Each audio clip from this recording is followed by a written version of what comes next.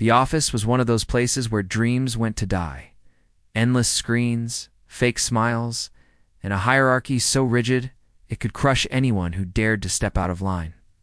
And in that maze of ambition and exhaustion worked Jim, a man who never raised his voice, never complained, and never fought back. To everyone else, Jim was just another quiet employee lost behind his computer screen. But what no one knew was that he carried ideas powerful enough to change everything, if only someone gave him a chance. One morning as Jim was finishing his reports, his boss George walked in. George was the kind of man who never said hello, he just demanded. His presence filled the room with arrogance. "Hey, Jim," he said with that smirk he wore like a crown. "See my wife around the office?" Jim looked up, confused. "Your wife?" "No, sir, I haven't."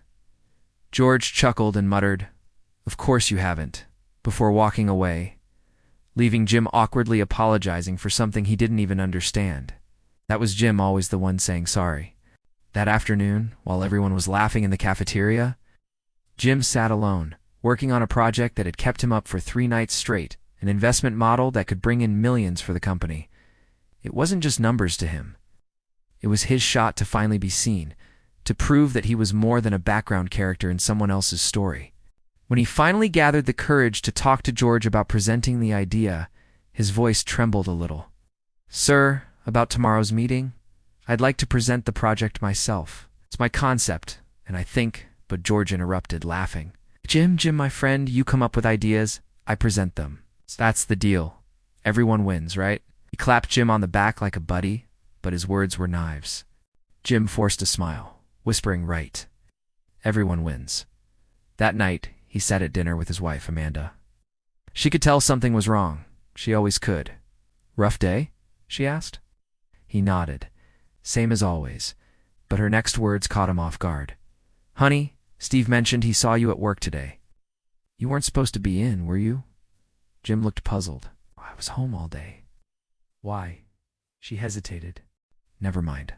I just had a thought. A stupid one. I thought maybe you were cheating on me with your boss's wife." She laughed awkwardly, but Jim froze. "Amanda, what? That's ridiculous." She waved it off. "I know. I'm sorry. I don't know what's wrong with me lately." But as the evening dragged on, the tension grew heavier. Finally, Amanda put down her fork. "Jim, you're a good man. Maybe too good. You let people walk all over you? You apologize for everything, even when you're not wrong. I can't keep watching you live like this. I need someone who can fight for himself for me." Her voice cracked, but her resolve didn't. "I'm going to stay with my mom in Philadelphia. I need space." Jim sat in silence, staring at her empty chair long after she left. The next morning came with a storm, both outside and inside Jim's heart. The big presentation was happening, and the boardroom was packed. George stood at the front, commanding the room like he always did. And there, on the screen behind him, were Jim's slides. His words, his vision, his everything. George presented it flawlessly, stealing not just Jim's work, but his dream. When the investors applauded, George smiled like a king accepting his crown. "Thank you, gentlemen. That's how we'll turn 100 million into 1 billion in 1 year." And in that moment, something inside Jim shattered. After the meeting, George poured himself a drink in his office. "You did good, buddy," he said with a mocking grin. "You get a B+ for the year. A B+. For the man who built the foundation of the company's next big move?" Jim's hands clenched into fists. "That's all I get?" George shrugged. "You deserve it."